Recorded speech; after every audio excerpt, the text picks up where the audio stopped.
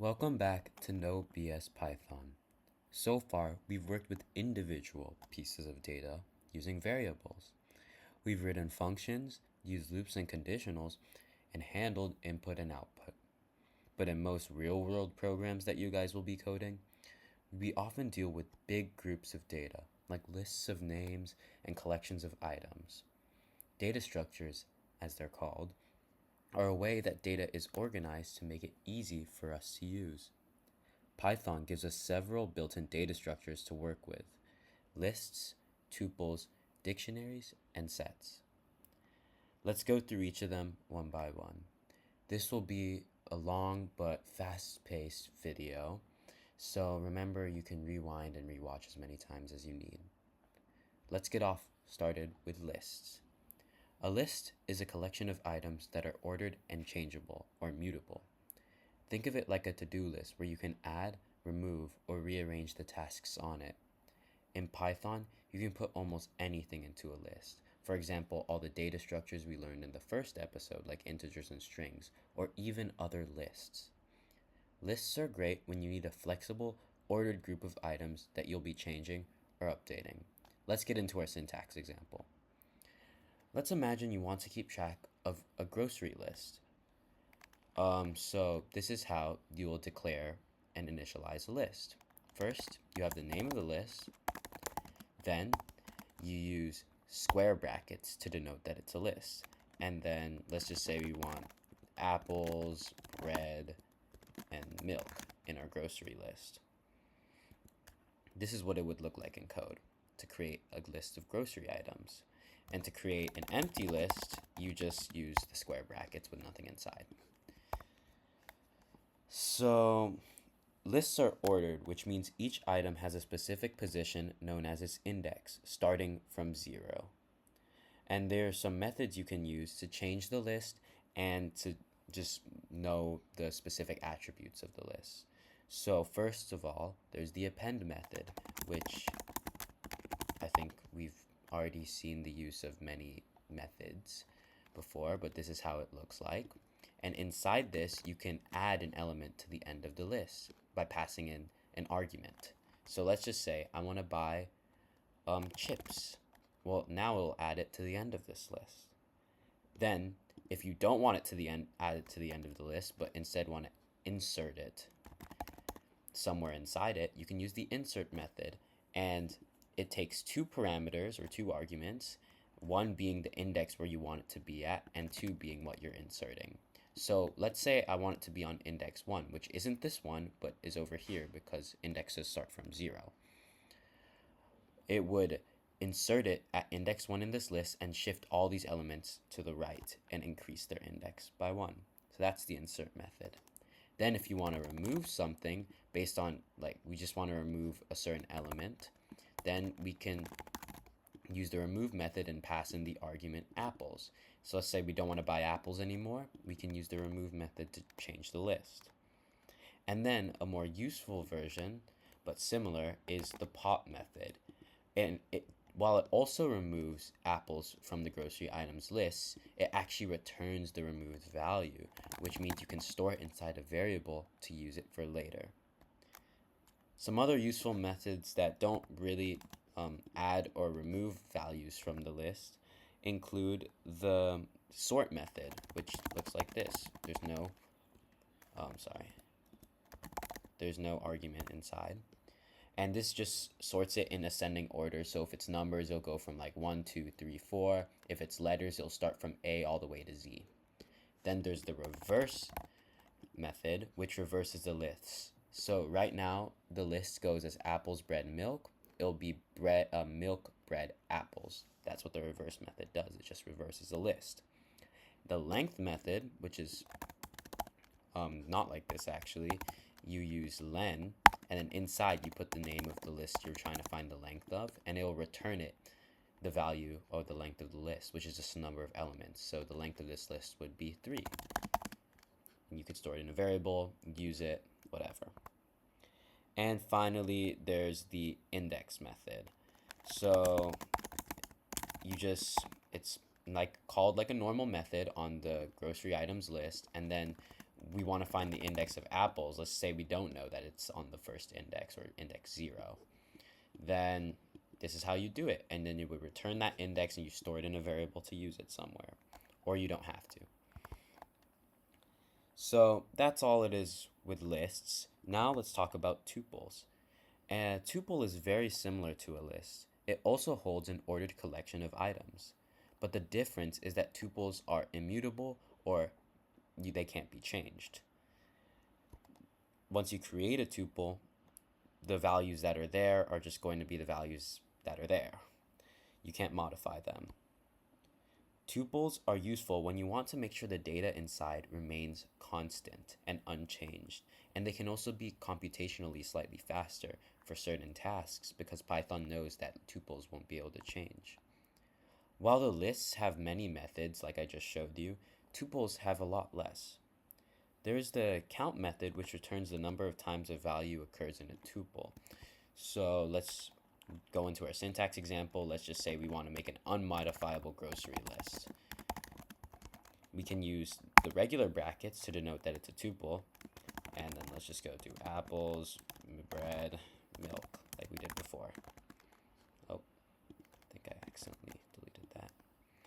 So the count method just returns the number of times a value occurs in a tuple. So this is actually a tuple, I don't know why I named it grocery list. But if we use the count method, we can, and then pass in the argument apples, it will count the number of times apples occurs in this tuple, and it would be 1 time. And then there's also the index method, which is pretty much works exactly the same as the index method for lists, so I won't show it again. It just returns the position of a specified value. So next up is the dictionary, which is a bit more complicated than lists and tuples. And unlike lists and tuples that store values in a sequence, a dictionary stores data in key value pairs. This means that each value is labeled with a key and is associated with a key. It's kind of like how a phone book links a person's name to their phone number. For example, let's go into our syntax example. Imagine you're storing a student's information, so let's create a dictionary instead of a list. Because instead of having a list where you have to remember that the age is at index 0 and the grade of that student is at index 1, you can use a dictionary and use key value pairs, which is just a lot more efficient and it's just a lot more readable. So to denote that it's a dictionary, use the curly braces, and then inside you start with the key, which let's just say name, then a colon, and then now we have to write the associated value, and then we could just name him John. And then after that, if you're adding more key value pairs to the dictionary, you would have a comma. Then we would have, let's say, grade, we could put grade 12, and then age 18. And that's how you would just store students' information using a dictionary. And dictionaries are also mutable, which means you can add new key value pairs, update these values, or remove them. So dictionaries have a lot of methods as well. For example, to access a value by its key, you can use the get method. So let's just say we want to find the name of the student. We can use student.get name, which is the key, to access the value. And it would return the name John. Then there's also the keys and values methods, which return a list of the keys and values in a dictionary respectively. So student.keys would return just a list of names, grade, the name, the grade, and the age of the student, and values would do the same for the values. The update method can modify existing key value pairs or add them. So we could use student.update, and in the student.update method, we can add a new key value pair. Let's just say we want to keep track of their GPA too. We can do something like this and just do 4.34. And, and then that will just update the GPA, or add a new key value pair inside this dictionary.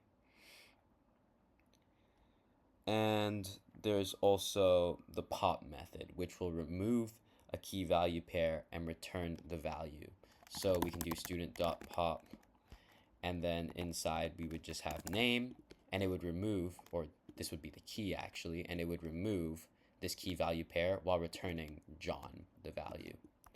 So that's a bit complicated. I think many of you should rewatch so you can fully understand how a dictionary works and the methods.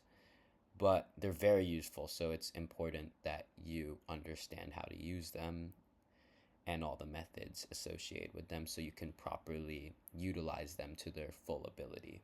The last data structure we'll cover in this video is the set. A set is an unordered collection of unique items.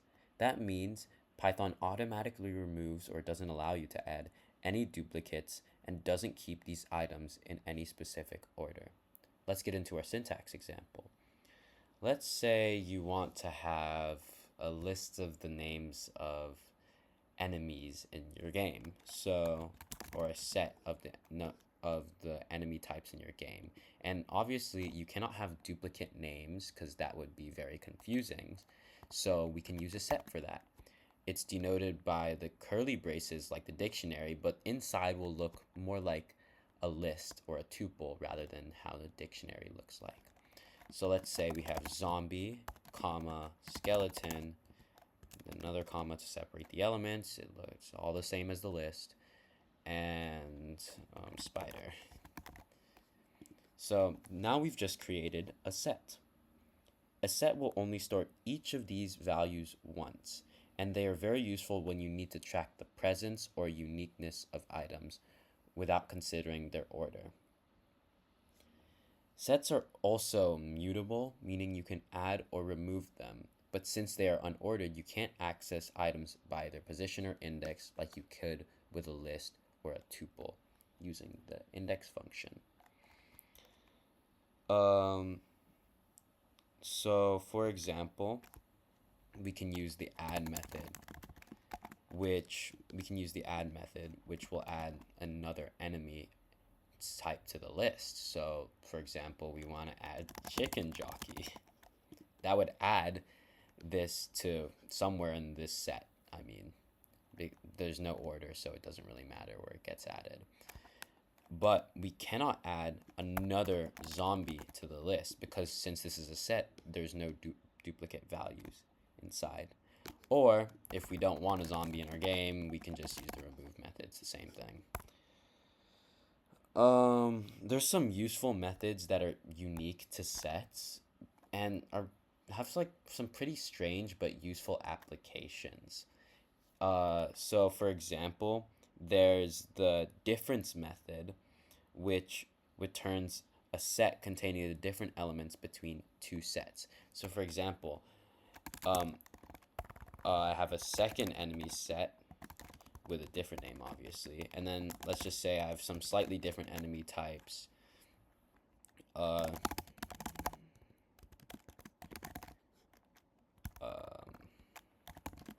Like this.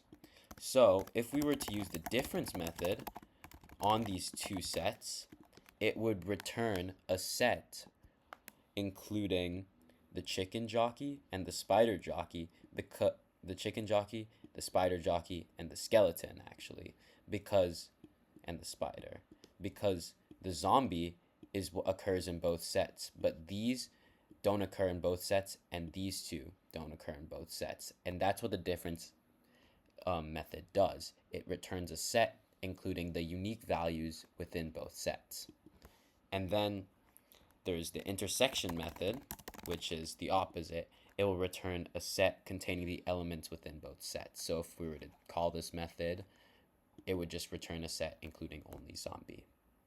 Sets have a lot more useful methods. However, I won't be able to go over them all in this video because they can get quite complicated. Their applications are a bit strange, but they're very useful, so I recommend that you go and look up these methods on your own. Thank you guys for watching No BS Basics Python.